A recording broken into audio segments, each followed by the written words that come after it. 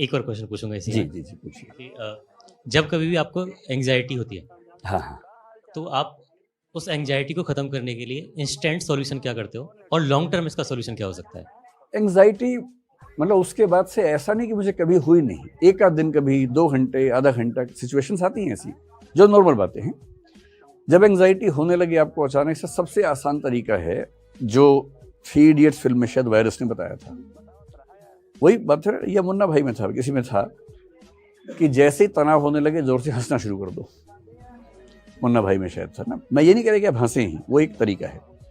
Basic बात है कि जिस चीज से देखिए एंग्जाइटी में क्या होता है, एंग्जाइटी का मूल लक्षण ये है कि आपकी जो थिंकिंग की स्पीड है रॉकेट जैसी हो जाती है, बहुत तेज थॉट्स आती है, रनिंग थॉट्स बोलते हैं उनको, और वो सारी रनिंग थॉट्स नेगेटिव होती हैं या अमूमन नेगेटिव होती हैं।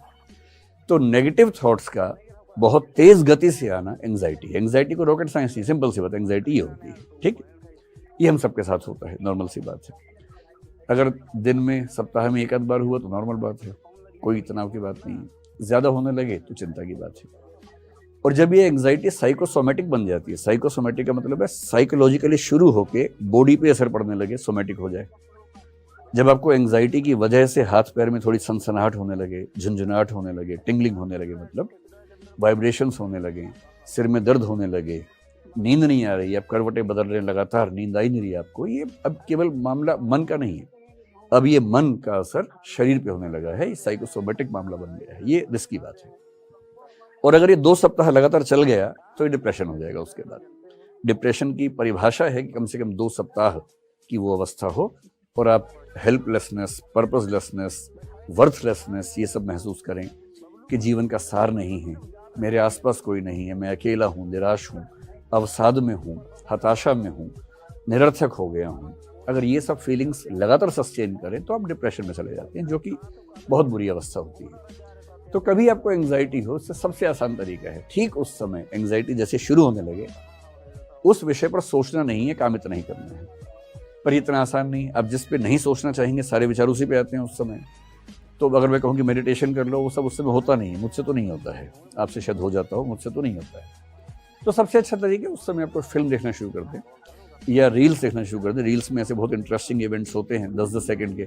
मैंने पहली बार अभी इंस्टाग्राम 4-5 दिन पहले या 10 दिन पहले ही डाउनलोड किया, तो एक दिन गलती से रील चल पड़ी, तो मेरा बड़ा सही चीज़ है तो अब मैं दिन में 2-4 बार 5-5 मिनट रील्स देख लेता हूँ। उसमें बहुत जोकर टाइप के लोग भी होते हैं, बड़ी हंसी आती है, हंसी मजाक भी, कभी डांस देख लिया, कभी कुछ देख लिया, लेकिन कुल मिला के मन लग जाता है। तो अगर आप रील्स रात दिन देख रहे हैं तो दिक्कत है, लेकिन 1 घंटे में 1 मिनट रील देख के अगर आपका मन बहल जाता है तो क्या बुराई है। तो जब भी ऐसा एंग्जाइटी जैसा हो, कुछ तुरंत दिमाग बदलिए, कोई गेम खेल लीजिए। सबसे अच्छा है रनिंग कर लीजिए या जॉगिंग कर लीजिए या तेज गति से चलिए। देखिए एंग्जाइटी नेगेटिव हार्मोन्स को बढ़ाएगी, इतना ही करने की पॉजिटिव हार्मोन्स को ले आना है। और पॉजिटिव हार्मोन्स कैसे आते हैं, अगर किसी से मोहब्बत करते हैं उसको फोन कर लीजिए, ऑक्साइटोसिन रिलीज हो जाएगा। ऑक्साइटोसिन क्या है, लव हार्मोन है, उससे आप अच्छा फील करते हैं। या आप ऐसा कीजिए, थोड़ा तेज चलिए, भागिए, तो एंडोर्फिन्स रिलीज हो जाएंगे। एंडोर्फिन्स का मतलब है कि एक हैप्पी फीलिंग आती है एक्सरसाइज करने के बाद, डिप्रेशन टिक ही नहीं सकता उसके सामने। ये डोपामाइन है, जब आप अच्छे लोगों से मिलेंगे, कुछ अच्छा इंटरेस्ट से काम करेंगे तो वो रिलीज हो जाएगा। ये सेरोटोनिन बेसिकली एक हार्मोन है जो आपके मूड बैलेंसिंग करता है। ये 4 हार्मोन चाहिए, इनमें से जो सबसे आसान लगे उस समय। अकेले हैं, रनिंग, चलना शुरू कर दीजिए। किसी ऐसे व्यक्ति के साथ जिससे प्रेम करते हैं उसके साथ थोड़ा बैठ जाइए, अच्छा हार्मोन आया तो वो शांत हो जाएगा। इतना ही खेल है बस, और कोई ज्यादा